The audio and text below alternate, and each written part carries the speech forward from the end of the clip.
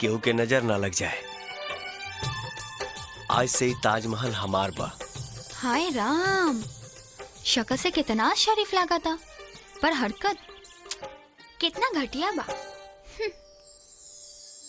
गौर से देख ली, अपने पे दिल आ गइल बा, और जौने चीज पे हमार दिल आ जाला ओके हासिल कइल हमार शौक है।